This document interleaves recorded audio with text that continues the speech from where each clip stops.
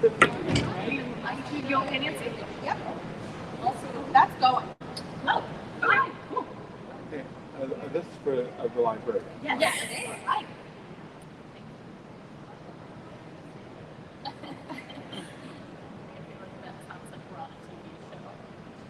The library. Is this about a natural library or going with Noah Wiley and John Larroquette and all that? Huh? Is this for a natural library or? Yeah, it's for the Harris County Public Library. Oh, okay. I thought it was for John Larroquette and all that. Oh, sorry. Okay. We're good. All right.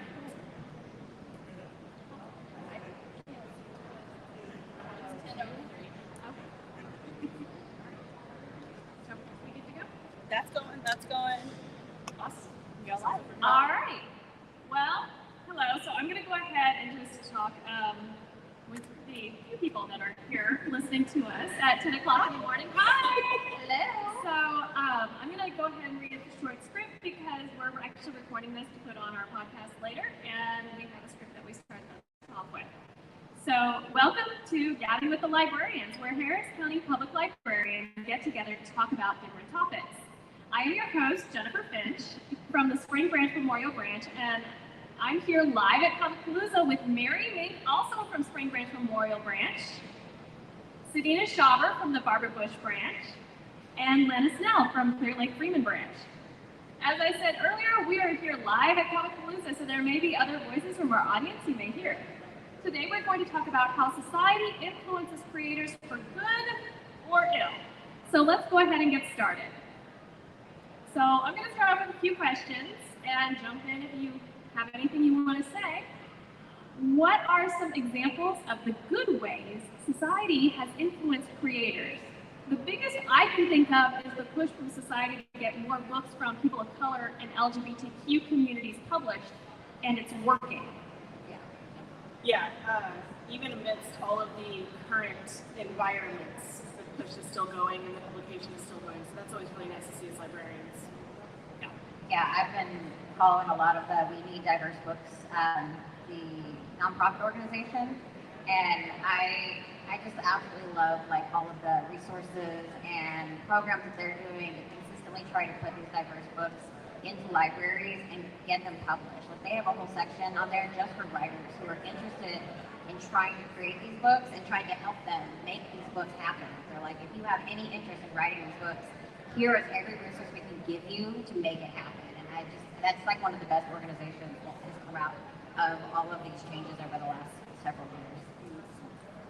And you can really see that it's a positive impact when we see how representation matters. We see the kids who come into the library and see themselves on the book covers, especially with the new Little Mermaid. How many little girls are seeing themselves now as mermaids? So that's a positive influence, I think, audiences have had on creators because then they can see themselves reflected.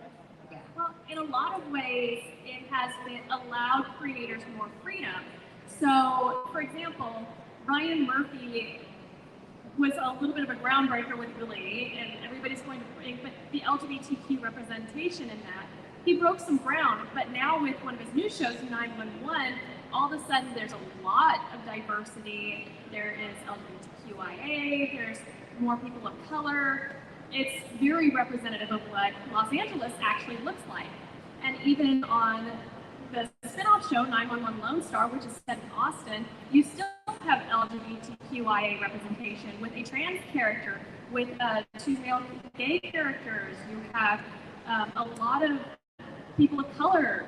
And I don't think that would have happened if society hadn't given the production companies the push to allow the creators that type of freedom. I see it also with Rick Riordan. Rick Riordan is a very strong, he is a cis white man, but he is a strong proponent of diverse authors, and with his imprint company, he has allowed people of color to tell stories from their cultures. And I don't know that Disney would have actually done that if society hadn't pushed them to allow that. Well, you see the parasocial relationship between fans and what they want, and creators what they learn from fans, right?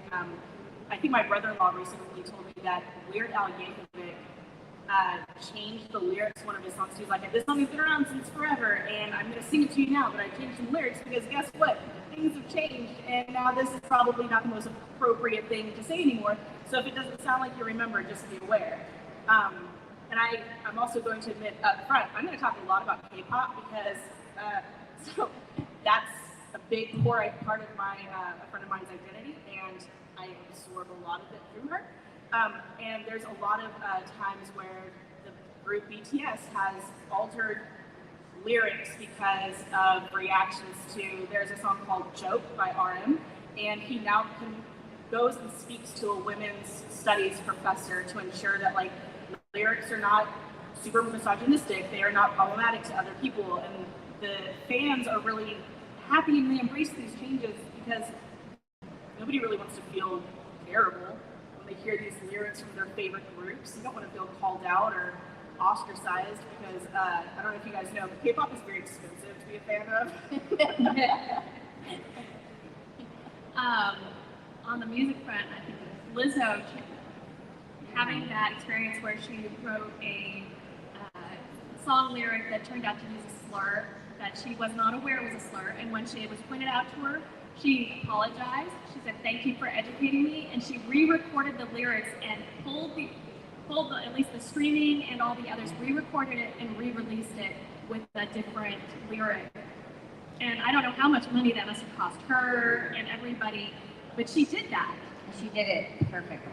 Like, there have been other call-outs from different artists, and they either try to like brush it under the table, or they'll change it, but they keep it quiet. And she was very upfront. Like, she was very vocal. Here's what I'm doing to make this change, and I apologize. And she didn't try to like hide it or brush it under the table. And that's, I love Lizzo. I think she's so amazing. Well, sorry. I was just going to say it's not just about the image of the creator and not knowing and apologizing, but it's also about the message they're trying to get across. In 2017, BTS was in Brazil and they were singing a song called Reflections, and one of the lyrics is RM saying that he hates himself. He was uncomfortable with himself. He was not in a good place, and the fans chanted back louder than he sang, "We love you." And so the lyrics have completely changed to "I love myself," because the whole message of the song is not meant to be something to encourage self-hate, self-harm, and so he's completely done. It's never been aired like that again, which is amazing. The fans, that parasocial relationship really encouraged much better mental health for the group, which is impressive. I mean, didn't Taylor Swift edit something out of her video when she looked down at a scale? Mm-hmm. People were like, "The message that you're sending isn't great." So it was very fatphobic, yeah. Right. But while she did correct it, and I still love Taylor, she was a lot more quiet about it, which is why, in comparison to Lizzo, who was very vocal about, "I made a mistake and I apologize." Taylor's was a little bit more subtle. Like, she made the change. She changed the entire music video. Yeah. But she never really said anything as loudly as vocally, which that's how she is anyway. She's not the most vocal when it comes to a lot of things. Right. But it's like the comparison and contrast between the two types of responses.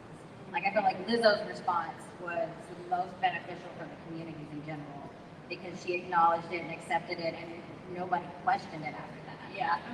Mostly it was referencing a self-hate item. She changed it after there was a backlash. But the biggest issue with that one was it was more the fat phobia of it, which made a lot of people uncomfortable. Right.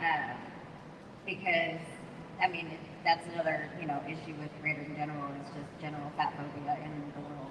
I mean, it's up there with LGBTQ plus and POC, the amount of hate towards plus-size people in general. So, well, and something as innocuous as a scale, I'm sure that she wasn't aware of the messaging that a scale can have. Yeah. But for a lot of people and for a lot of young women, a scale is kind of a terrible thing to think of. Well, in the video, it actually, when she stepped on it, it actually did too fat, because that was the message that she was getting during that time in her life that she was referencing from the media. So she never intended it to be fatphobic, except that was her talking about her mental health, the things that she was going through mentally because of the media and society. but when she realized how people were taking it, she did go back and edit. Yeah.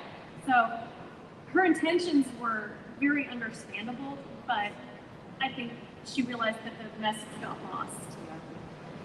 Now, my favorite and much more lighthearted is a recent thing with a Trigun fan whose tag name is Biggles Dickless.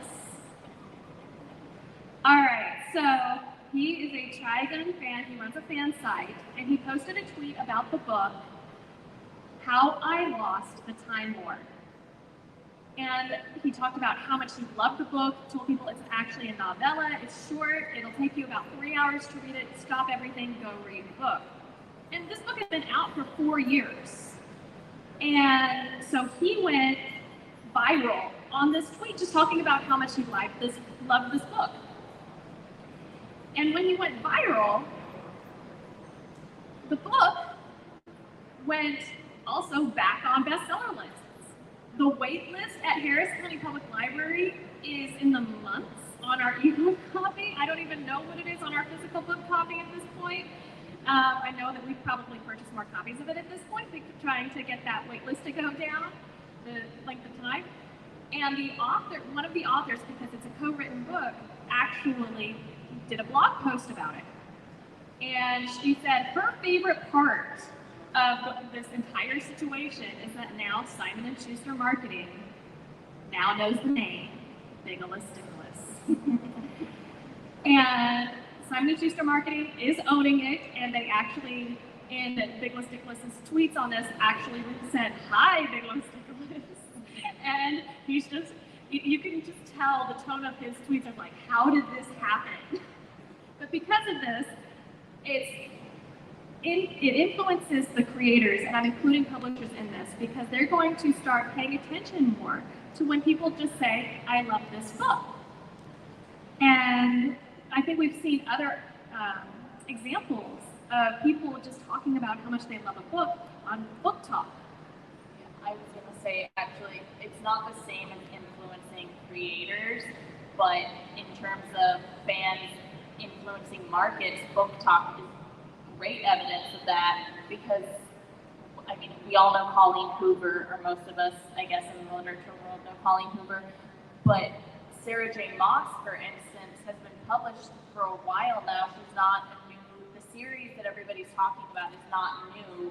And then once it blows up on Book Talk, then everybody's buying it, everybody's reading it. And I think that's really interesting how, like, it can take one video and just boom. Well, it's huge. One of the things people don't realize about the way the publishing industry works, and you see it, and people are like, they kind of do and they kind of don't. For example, when Hunger Games got super, super popular, all of a sudden you were seeing all these dystopian books about girls who fight the system, fight the government, but that influenced creators and what authors were writing. What books authors inspire other authors. So what is popular inspires other authors to try and hit that at the same time with some better results than others. So that could also bring us to our next question. What are some bad ways that society has influenced creators?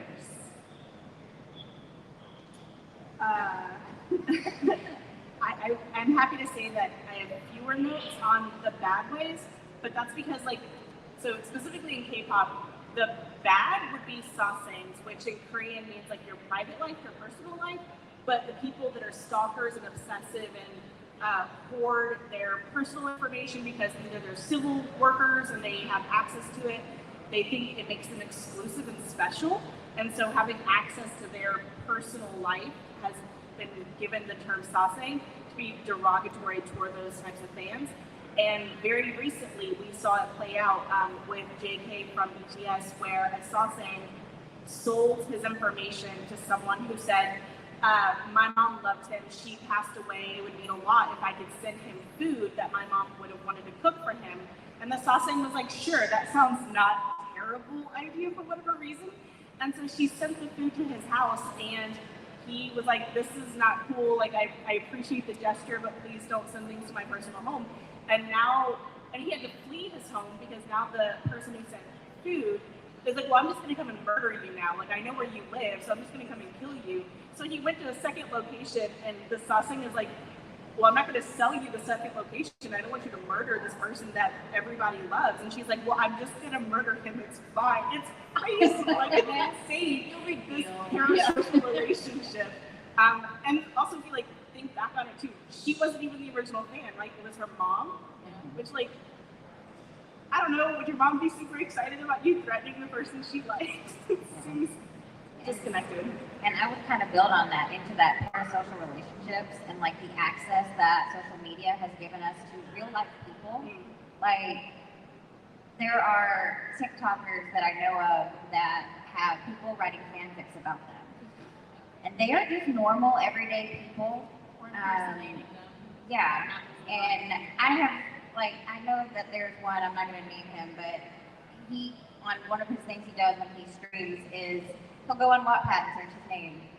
And he's like, oh my goodness. He's always like in shock. Like, and he tries to take it, nicely, but you can tell the like absolute uncomfort in his face. And I'm like, I feel like social media has made it feel like, they're just people like us and we're cool and we're friends. Like, you don't know this person. And social media has just created this kind of really toxic access to parasocial relationships. And specifically in the K-pop world, they write songs that are meant to sound tongue-in-cheek, but they're essentially telling the fans, like, we really appreciate the energy, but we also appreciate you keeping it over there. There's one song called Pied Piper where they sing about you've stayed up too late, your teachers hate us, your boss hates us because you won't finish your homework, you spend all your money, you can't afford rent, things like that. But it's like ha ha ha, but also serious. And someone else wrote one, and the title of the song is Beeping for Beeper. And she was basically just trying to tell people, like, I am a human outside of being an idol, which we can always get into the toxicity of the idol machine in other places. But she wrote a song that kind of tells people to back off, but also telling fans to back off is viewed as kind of a slippery slope in the idol industry. It can be seen as offensive or rude to tell people that you're human and deserve space. On a less creepy note, I think we can use Supernatural as a great example of how society influenced creators in a bad way. And it was not anybody's intention. It was... okay, no. I mean, it wasn't anybody in society's intention to influence to make the queer baiting happen. Oh, no, I was going to go way back, old school Supernatural. I thought you were going to reference when they brought in Joe to be a romantic interest for Dean, and everybody lost their minds, and then they were like, just kidding, she's not actually a love interest. That was JK. Yep. So Supernatural has a lot of examples.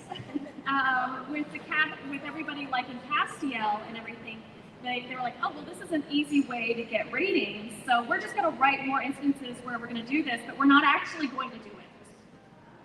So it was because they were trying to play both sides there, and it just was bad.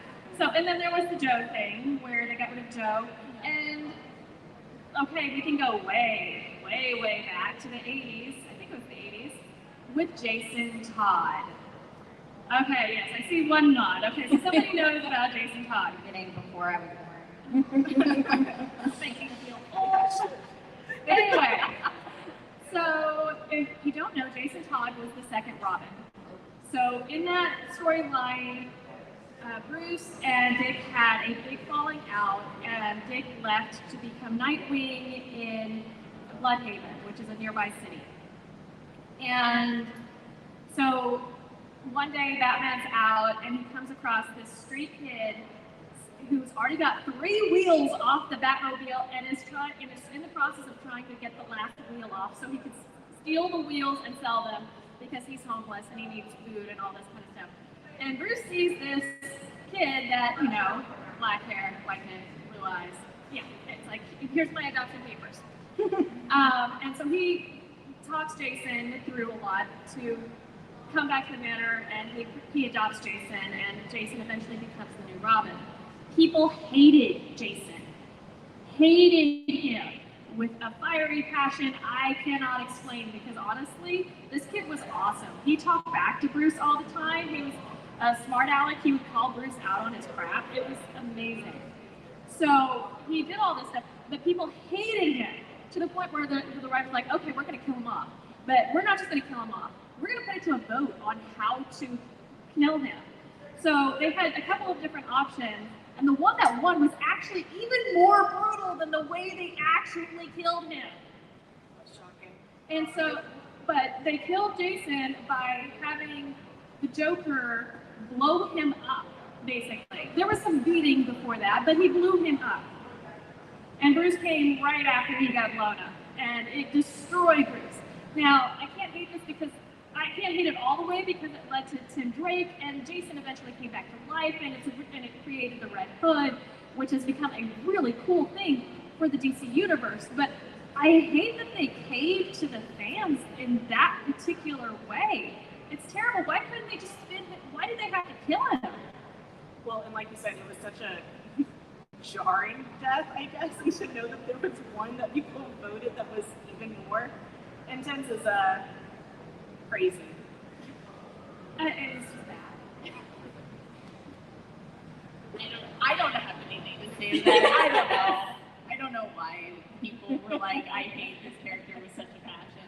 I was going to say, actually, I had attended a panel yesterday that was all about Star Wars. And they were talking about how the movies are heavily influenced by the Disney's bottom line and trying to appeal to a mass market, which isn't always the best narratively. And so they were kind of like under this consensus that the TV shows were more about telling a story, and the movies kind of felt all over the place with The Last Jedi because they were trying to like hit all these different like checkpoints for fans, which I thought was really interesting to think about, because sometimes when it comes to art, I guess, if it's produced by a corporation, sometimes it isn't always influenced by what's best for a story. It is influenced by the fans, right, because they need to make their money back. Right, and I was thinking about this yesterday while studiously as a librarian writing down notes for my K-pop parasocial discussion, and I was thinking about the sunk cost, psychological effect that happens in cults or in other extreme groups where they, on some level, may be aware that it's unhealthy, but they've already sunk so much of themselves, their identity, their financial livelihoods into this thing that they are passionate about, that getting out of it is not an option. And so I was wondering about that. There's something on TikTok where a guy is talking about how expensive it is to be a specific fan of a specific group. And Stray Kids has only been around for 5 years, including the COVID hiatus. So like theoretically not generating as much income for the group.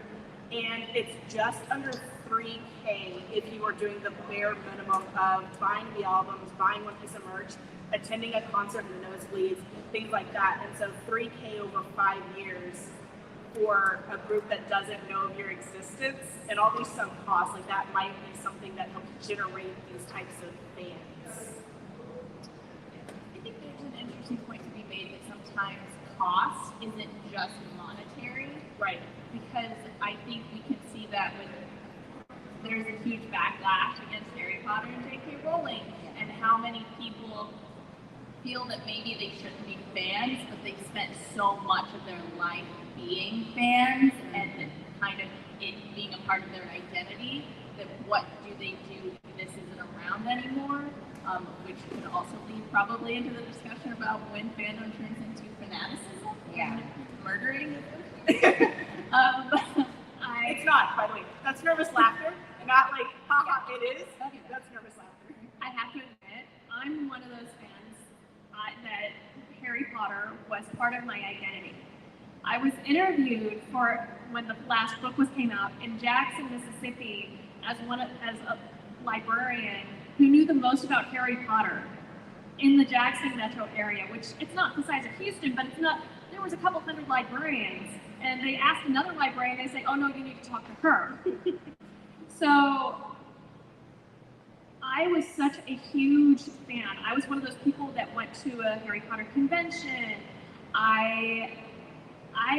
It's such a deep part of my identity. People were giving me stuff for years, and even though my mom has known how my attitude is toward this with J.K. Rowling, because I have said this, J.K. Rowling literally broke my heart because she will not back down off of what she said. And I can't even say that society has influenced anything other than the downfall of the Fantastic Beasts movies. Yeah. I think society, yes, it has, because the first Fantastic Beasts movie, people have their criticisms, but it was pretty popular. And it was between J.K. Rowling and Johnny Depp blew up the second movie.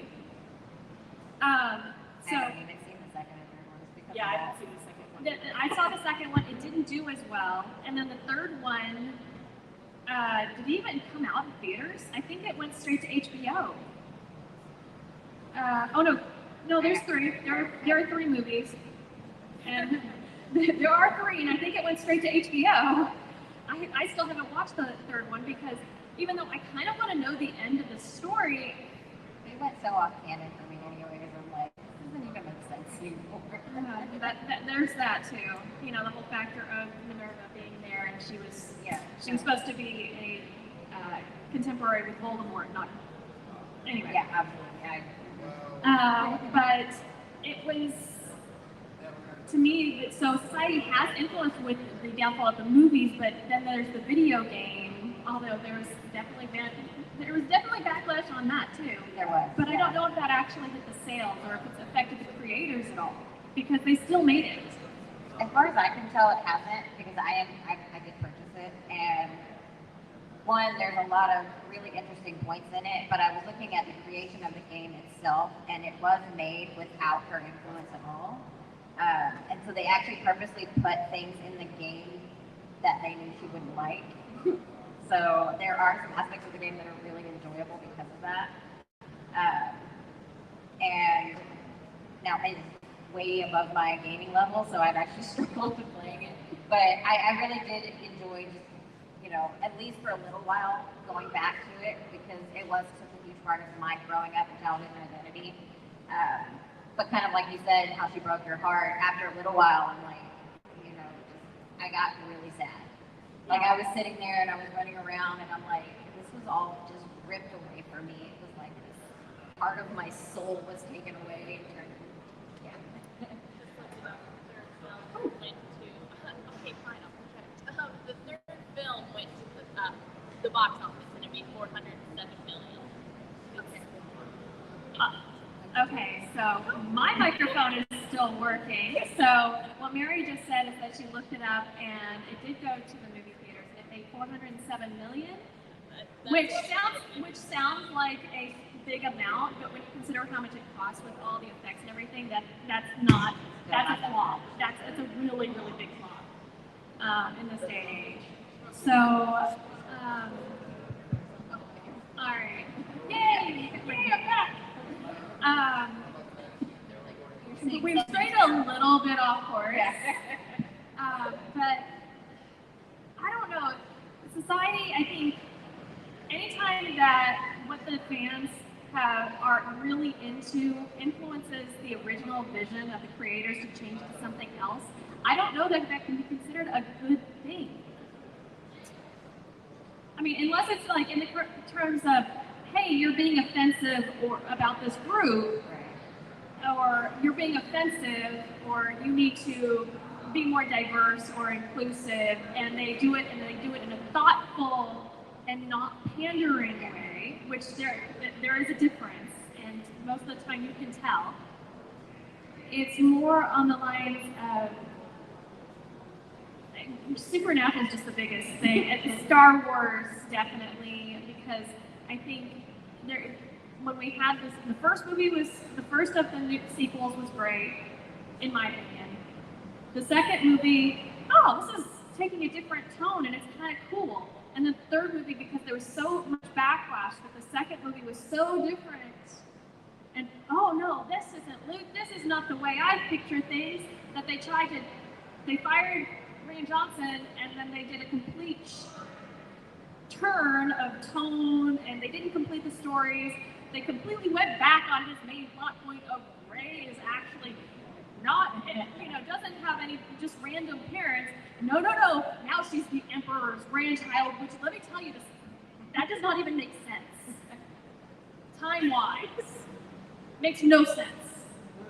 That like the heck out of me. And then just totally, and then they just dropped certain characters, and they dropped storylines, and they had, hey, I've got this thing I have to tell you, and I'm never going to mention it.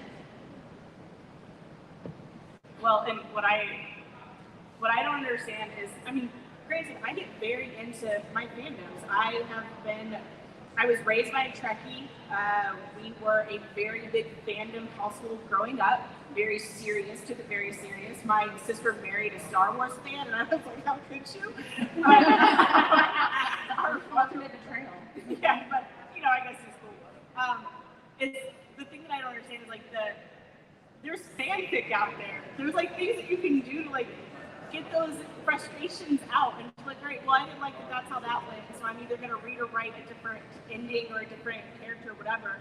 But this whole idea of having this presumed relationship, one-on-one relationship, which social media does affect to some extent. There are social media apps that you can use with K-pop artists it like gives you this illusion of a one-on-one conversation with them, but what they're seeing is more like a Twitter feed, and they're replying to things at random, but you think that you're having a one-on-one because you're seeing a one-on-one bubble back and forth, and it's like those are the things that give you this delusion that you are closer to your creators than you really are. On the mention of fan fiction and Star Trek, I mean, compare how Star Wars or Supernatural has looked at fan fiction versus the way Star Trek has looked at fan fiction. They're like, oh, this is nice, it's great that you're writing it, but we're going to completely ignore it, is what Star Trek has done. Because let's face it, if Star Trek was going to fan pitch the fans, Spock and Kirk would have gotten it on a long time ago. Or Bones and Kirk, one of the two. One of those pairings would have happened a long, long time ago if they were going to pander to the fans. So Star Trek, I mean, they do a little bit. I mean, I don't think there's any way you can't with a franchise this old because the fans have become the creators. It's the same thing with Doctor Who. The fans have taken over. People that wrote fan fiction about this franchise growing up are now creating the canon. I feel like it fits with Doctor Who because you can literally do anything in Doctor Who and it will work. Yes. So, I mean, you throw it out there and it probably could fit into the Doctor Who world. I will say they do heavily influence because Russell T Davies always brings back Rose, even when it doesn't always make sense to bring back Rose, because he said in an interview that it gets ratings. And so he brought her back. I'm salty about it, but he brought her back in the 50th anniversary to be a character to meet the War Doctor who never met Rose because Rose shows up at 9, and it was like, you could have used any actors to portray this, but instead you had it was shoehorned in this, like, this is a person who is important to you. And see, me and Mary are a complete opposite things. She's salty about it, I'm not. No, I love that. There are other companions that got crapped on. They're bringing back Donna. Okay, they're bringing back Donna. Where's justice for Martha? Justice for Martha. Yeah, no, she should not have ended up with Mickey. Anybody else think that she deserved better than Mickey? Thank you. Thank you. Yes. Okay. I mean, I like Mickey, don't get me wrong, but no, he was not. Martha and him were not a match at all, other than the fact they were both left. And left behind. I mean, you obviously you can't ignore any racial undertones, but I feel like the point was that they were the two who were kind of like forgotten and left behind because the Doctor and Rose were like a thing. So I feel that was supposed to be their like justice, but yeah, it was like, oh weird, you paired them together. When did they meet? I think it was Torchwood. It was in the spin-off Torchwood is how they met, but because Martha was on Torchwood for a while. Was Mickey on Torchwood? He cameoed a few times. In the same episode? I have no idea. I don't know. There's a lot. I lost Torchwood when the cannibals happened. Anyway, again, and if you ever listen to Gabbing with the Librarians, this happens a lot. Bunny trails happen. But, so, fan fiction does influence creators now. I think we've seen it, especially, again, Supernatural, there's an entire episode where they basically took fan fiction. They actually, as far back as Stargate, but that was kind of just a fun 200th episode. They just tossed in some fan fiction, just hilariously, and it was out of context of the TV series, out of context of the season altogether. So that was great. I loved that. But otherwise, so how much, and I think we've started going there, how much do you think creators should allow society to influence them? I think to some extent it is helpful, like with Weird Al Yankovic, you know, admitting that some songs have been problematic and changing them as he got older.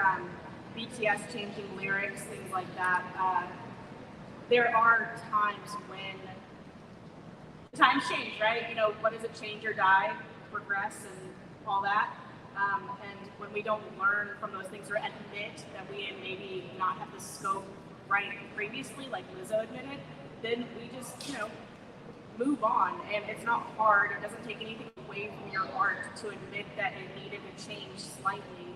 If the core part of your art was racism or bigotry, we have a whole other problem altogether. Right. Because that's the thing, is like, cancel culture has become this really great thing mixed with this very toxic thing.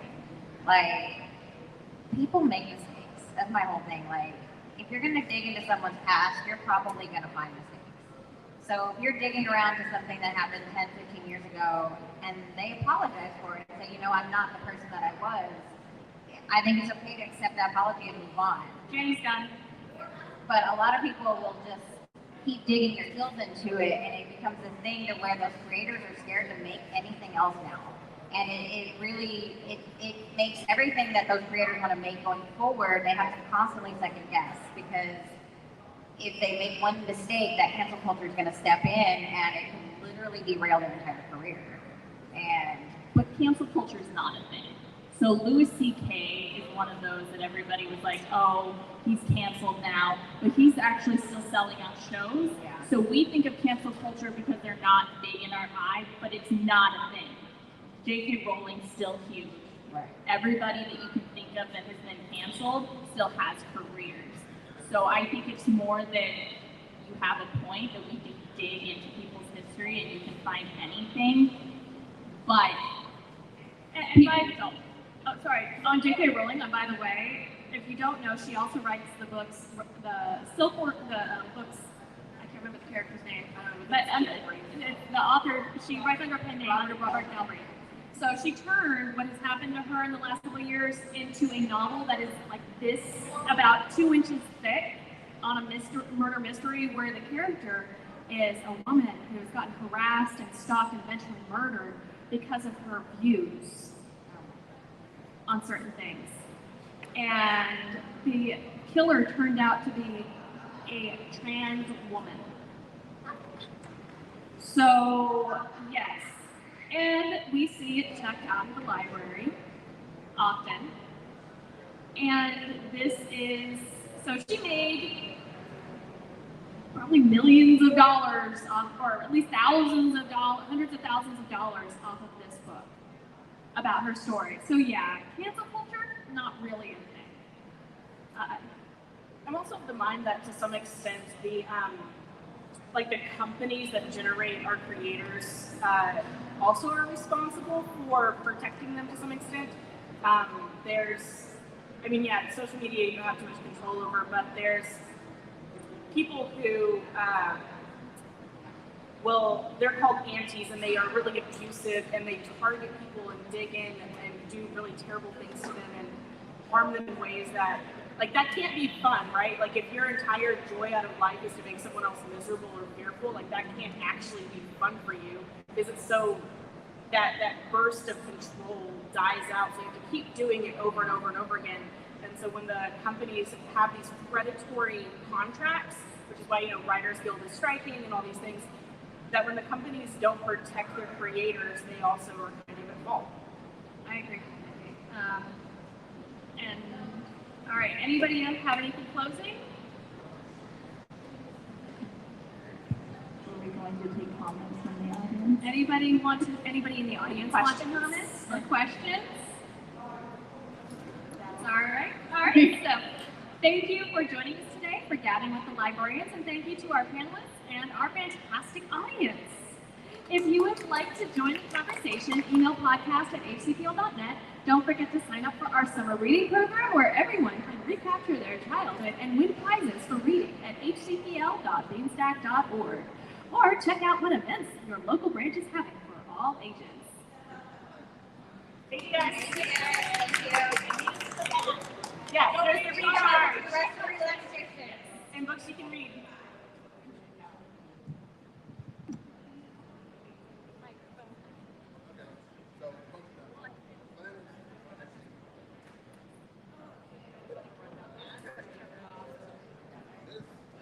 I don't want to get up there.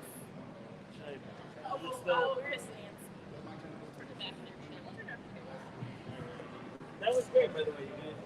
Thank you. It wasn't as scary as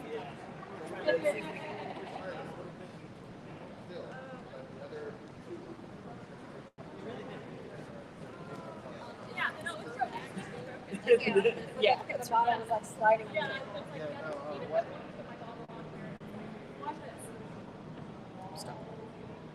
Just slow. Yeah, it was slow. We started slow.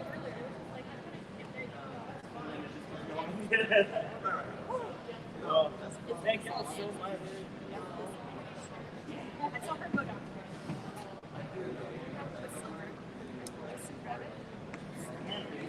Standing?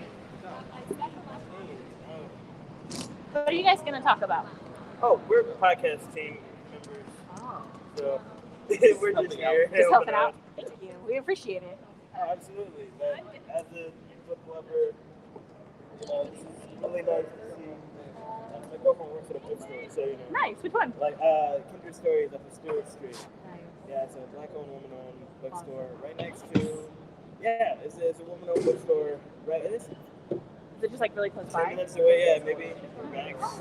Yeah, really, really cool book selection too, carefully curated, and then right next to Oh, cool. yeah, Very cool. perfect. They call it Book Row. Yeah, they like can help each other out. Exactly. Yeah, but my name's Crimson. If you need anything, Thank my you. brother Will. You guys don't know if this is.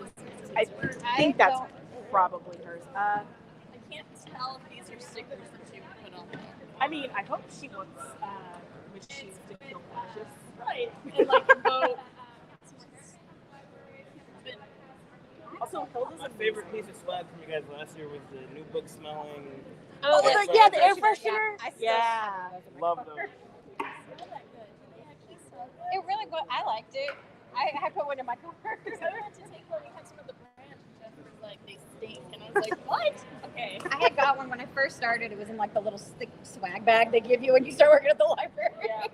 And I was like, I'll put that in my car. And I was like, and it was so cute. I just like, I left it there even after it stopped smelling good. I'm pretty sure this is hers. Yeah.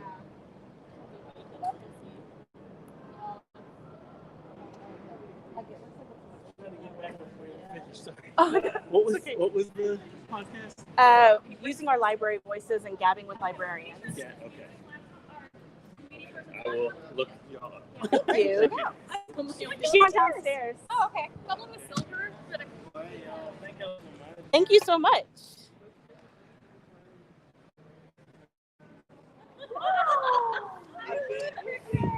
I was obsessed with the Prince Jackson series when it came out.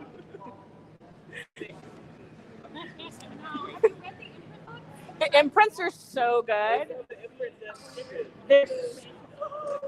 definitely, if you guys have some time, definitely stop by because their children's section is beautiful.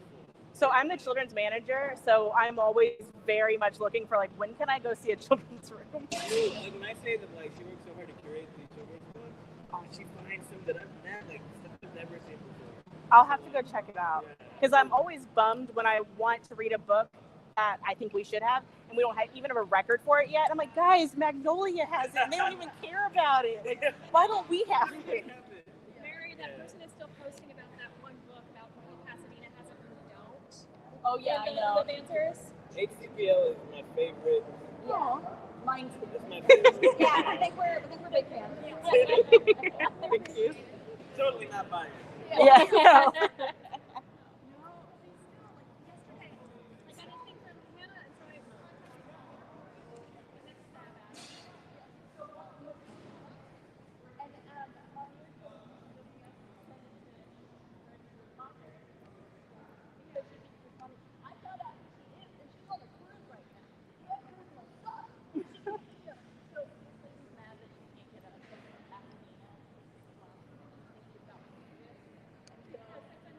For 6 months? They don't let Oh, you she check wanted to check it out for 6 months. No.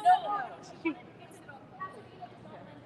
new books for 6 months. Oh, okay, yeah, that makes You sense. can go to Pasadena and check it out. You have to go over there. I thought she was. And she's like, why do they have it and we don't? They're so small. And it feels like, why don't we have one? And I was like, just blame it on the distributor because that's the truth. This makes us Baker and Taylor. And I had someone like that, and I explained it. I'm like, they are smaller, they can process things faster. They're a bigger system with more of a tape. It takes longer for us to get. And Baker and Taylor is having major issues, and that's who we're stuck in contact with. We're pretty sure this is Nancy's laptop. Well, no, we're just like, we grabbed it, and we're pretty sure it's hers.